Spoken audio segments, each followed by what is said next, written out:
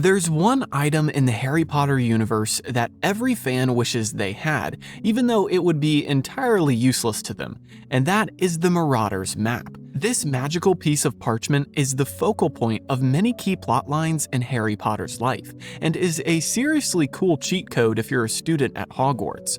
But what if I told you that the way in which Harry obtains this iconic map, and the way it works in general, is actually entirely different from what you saw on screen? Not only that, but this entire set of scenes, which corresponds to the chapter titled The Marauder's Map in the book, is almost a completely different story, with changed characters, omitted dialogue, and removed plot points that you would have never expected. So in this video, I'm going to reveal all and show you exactly what was changed between these scenes in the movie and this chapter in the book, and along the way, you'll find out some cool details about the Marauder's map that you probably didn't know about before. My name is Gibby, and welcome back to episode 37 of Movies vs. Manuscripts, Harry Potter Edition.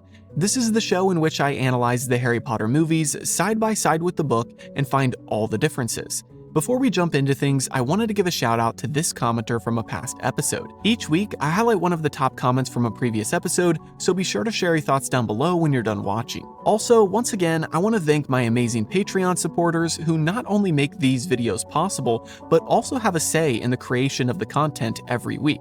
If you're interested in gaining behind-the-scenes access, you can join the Patreon for free today. Per usual, I'll cover all the changes across the 4 major categories of characters, timeline, location, and plot. But first, let's refresh our memory on what happened during these scenes in the movie. Picking up from where we left off last week, the movie transitions from Harry in the hospital to him walking through the woods with Professor Lupin, who is back from being sick. Lupin asks him about his broom, and then Harry asks about the Dementors. Lupin informs Harry that he isn't weak, and Harry asks Lupin if he can teach him how to fend off the dark creatures. Lupin agrees, but says it'll have to wait until after the holidays. We then fade to a snowy day as Harry watches the other students leave for another Hogsmeade trip. This time, determined not to be left out, Harry uses his invisibility cloak to walk outside, but he quickly gets caught by Fred and George. The twins then hand over their prized possession to him, which is the Marauder's map. They tell him that they've memorized it anyway, and his need is greater than theirs now. Harry looks at the map and realizes how incredible it is, and after the twins suggest which passage to take, he pops up in Honeydukes in the next scene. The movie then cuts to Ron and Hermione looking at the Shrieking Shack and then getting picked on by Draco and his goons. But before they can do any real damage, Draco gets hit in the face with a snowball, and then some invisible force begins to drag the Slytherins around and taunt them. Draco and his guys are scared off, and Harry reveals himself to his friends, and then we see them walking through Hogsmeade together. Suddenly, Harry notices the Minister of Magic and Professor McGonagall getting out of a carriage and talking to Madame Rosmerta, the landlady of the 3 Broomsticks. Harry overhears his name and uses his invisibility cloak to follow the Minister and Rosmerta inside. Hermione and Ron, however, get stuck outside as some talking heads say no underage wizards are allowed that day. We then see Harry following the Minister, Rosmerta, and McGonagall into an upper room where he eavesdrops on their conversation about Sirius Black. He learns about Black being friends with his parents, how Black gave up their location to Voldemort, and how Black is his godfather. After this, we see Hermione and Ron follow Harry's footsteps in the snow as he walks into the woods. And then as Hermione reveals him, Harry shouts that Black was their friend and he hopes he finds him so that he can kill him. And on that dramatic note, our scenes end for this week. To start things off, let's cover our first 3 categories of characters, timeline, and location. First, for characters, we're missing Professor Flitwick and Hagrid. Although Hagrid is shown in these scenes, he and Flitwick actually have speaking roles and are much more involved during the conversation with Rosmerta and the 3 Broomsticks. Besides those 2 missing characters, we also have the character change of Gregory Goyle. Draco is shown in this scene with Vincent Crabbe and then one other friend who the movie names as Pike. This is a movie-only character who then appears in future movies to keep with the continuity. But as we know, Goyle isn't entirely removed from the 3rd movie. He is simply missing from select scenes because the actor happened to break his arm when they were filming for this year. Therefore, any scenes that required physical activity, like this one, he was unable to perform in. Now for timeline, we have our usual school year being condensed as the movie cuts from their first Quidditch match to Harry talking with Lupin and then it's snowing. So pretty much we miss like 3 or 4 weeks of content. And lastly, before we jump into the plot changes, we have location. First, we're missing various parts of the castle like the potions and defense against the dark arts classrooms. But as for locations we see in the movie that are incorrect, we have the One-Eyed Witch and the Three Broomsticks. Technically, in the book, Fred and George catch Harry on his way back to the Gryffindor Tower, and then they talk to him near the One-Eyed Witch, which is the entrance to the secret passage into Honeydukes. Then we read about Harry's trek through that passage, which the movie excluded. As for the Three Broomsticks, this location is obviously updated for future movies, whereas this film took a more rustic and beat-down pub style with no kids allowed, which is just completely wrong. But more on that later. Specifically, the change is that we don't ever read about a private upper room in the pub like what we see in the movie. Now, before going into the plot changes, I just want to remind you that I can't go word for word through the dialogue because that would take all day. Instead, I highly recommend you check out the audiobooks on Audible if you're wanting to dive back into the wizarding world for yourself. You can claim a free trial using my link in the description, which comes with one free audiobook and supports the channel at the same time. For this video, I'll be finding all the changes that make a noticeable or significant impact to the plot, like the fact that Draco and his goons don't actually show up. So with that, let's get into the plot changes. To start things off for this week, we of course need to address those missing weeks in between scenes that the movie decided to cut. Although they might have been unnecessary for the movie, they're great to have in the book, and if we got a 4-hour version of the film, I'd definitely want them included. So here's what we miss.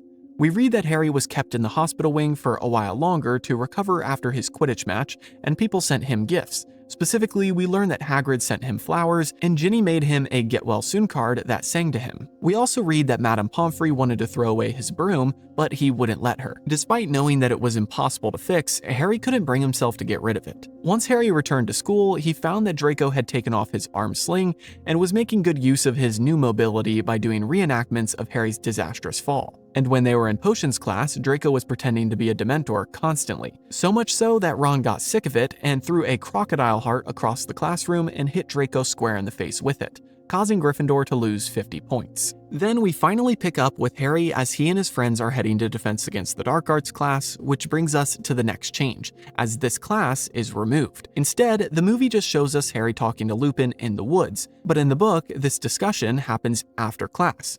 Their conversation in the movie is pretty book accurate, but what we miss are the details of the class beforehand. We learn that as Lupin started, the Gryffindors immediately cried out their complaints about Snape filling in, saying that he had no right to give them homework and that werewolves are way ahead of where they're at in the book. Lupin then told them that they didn't need to submit their homework on werewolves, and almost all the class was grateful for this. But Hermione, who had already completed her essay, wasn't too happy. Then we also read about the specific class and how they learned about Hinkypunks, a tiny little creature that lures travelers into bogs and then kills them. Finally, it's after this class that Harry speaks with Lupin and asks him to teach him how to fend off Dementors. Like I said, this conversation is quite similar, but there is one brief detail that I wanted to mention that we don't get in the movie.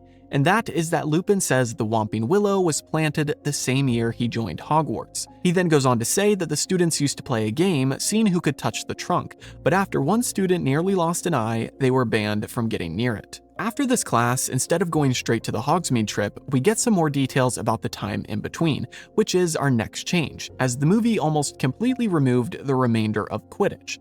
We learn that Harry was feeling better, knowing that private classes with Lupin were on the horizon, and we find out that Ravenclaw stomped Hufflepuff, meaning that Gryffindor still had a chance. With a new infusion of energy, Wood was back to his normal self, and they were back to practice as usual. And Harry noted that he saw no Dementors anywhere near the school grounds, probably because of Dumbledore. We also read that 2 weeks before the end of term, the castle was filled with excitement for Christmas, and Professor Flitwick used real fairies to decorate his classroom with shimmering lights. Ron and Hermione had decided to stay at the castle over break for their own reasons, but Harry knew that no matter what they said, it really was just to keep him company, and he was happy about that. Then, on the final weekend of the term, they had another Hogsmeade trip, and Oliver Wood gave Harry a book or magazine titled Which Broomstick, so Harry could read up on which one he might want to buy next. We learned that he had been using the school's shooting star broom to practice, which was horrible compared to his Nimbus. And so, as Hermione and Ron set out for Hogsmeade, Harry prepared for a day of reading up on brooms and feeling lonely in his dorm. But as we know, Fred and George had different plans. You might have picked up on this already, but the next change is that Harry doesn't try to sneak out in his invisibility cloak. I don't know if he was just wanting to be a rule follower in the book, or if he forgot he had the cloak, but this change actually makes sense, because I could definitely see Harry doing this. Still though, it never happens in the book. Next, we miss out on the full details of Fred and George's conversation with Harry, which includes the story of how they got the map from Filch. We read in the book that during their first year, they set off a dung bomb which upset Filch for some reason, and they found themselves inside of his office. While Filch was busy threatening them with disembowelment and other forms of punishment, the twins noticed a drawer marked confiscated and highly dangerous. So naturally, George dropped another dung bomb in the office, and Fred grabbed randomly inside the drawer and pulled out this map. I know we briefly get a line about this in the movie, but I wanted to share the original story because I always love the opportunity to have more Fred and George in our lives. On top of this story, we learn a couple other details about the map that the movie got wrong.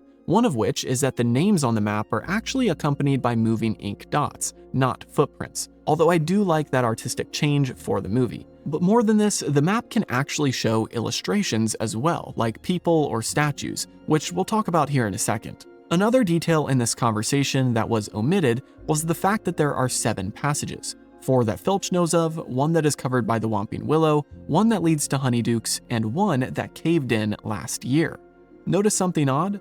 Fred and George say they used one of the passages until it caved in last year, and as we know in the Chamber of Secrets, after Lockhart's faulty spell, there was a massive cave-in in the tunnels under the school. So it's funny to think that possibly this map led to the Chamber of Secrets all along, or showed a path adjacent to it, and nobody ever found out. Next, before Harry enters Honeydukes, there are 2 things that happen which the movie removed. First, Harry is hesitant to use the map. His mind immediately goes to Mr. Weasley, saying, "Never trust anything that thinks for itself if you can't see where it keeps its brain." But after this brief hesitation, he plunges right into this new adventure. The second thing that they cut was Harry's actual use of the map and finding his way into the tunnel, and then through it to get to Honeydukes. This key moment also reveals another cool feature about the map that the movie omitted. The map not only shows locations, but it gives instructions as well. Harry goes up to the one-eyed witch statue and doesn't know what to do next. So he looks at the map and sees a tiny figure pop up next to his name.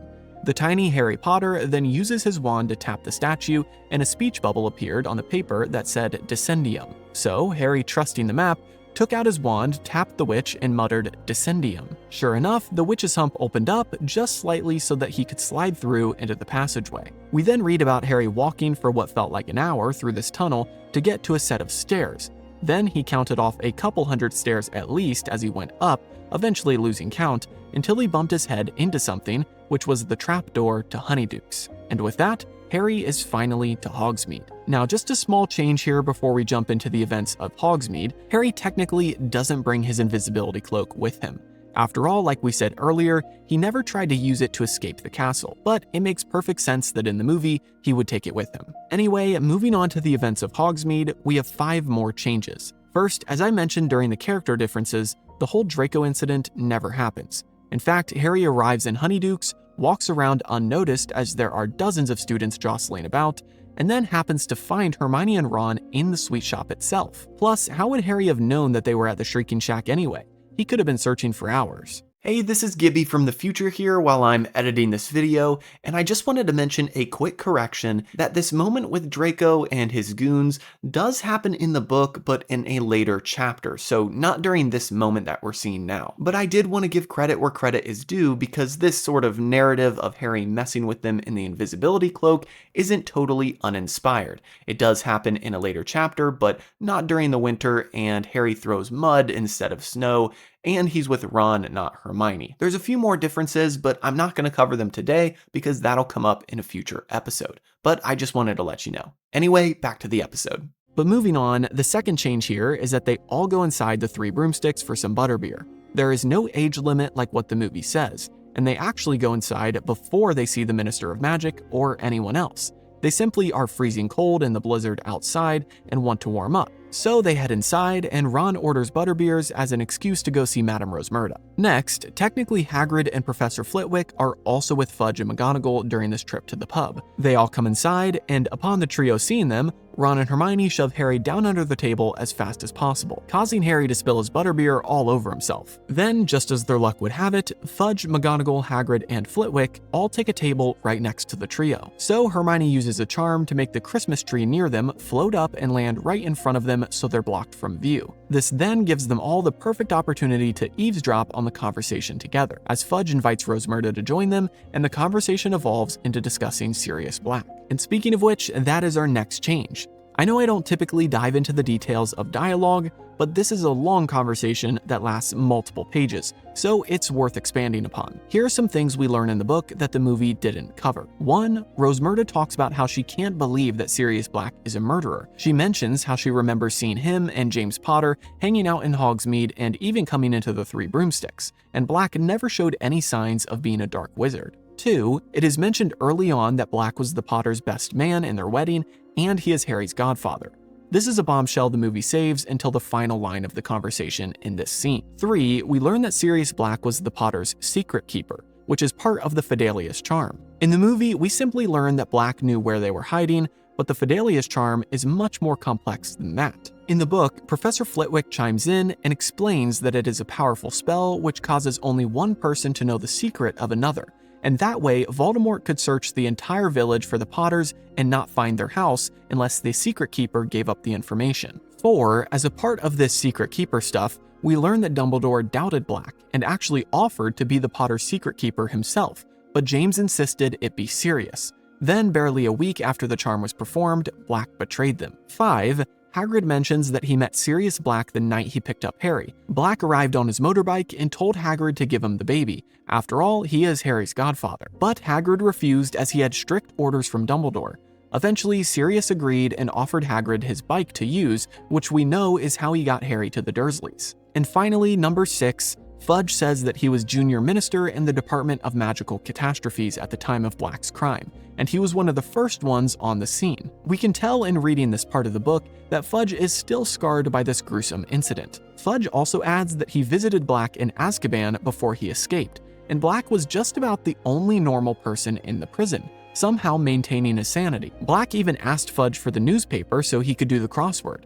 And we learn later on in the story that this newspaper was the reason Black escaped, but more on that in a future episode. Anyway, with this conversation over, Fudge and the professors leave, and the chapter ends with Ron and Hermione looking down at a dumbstruck Harry under the table, which means that our final change is that Harry doesn't run off crying and then yell that he's gonna kill Black.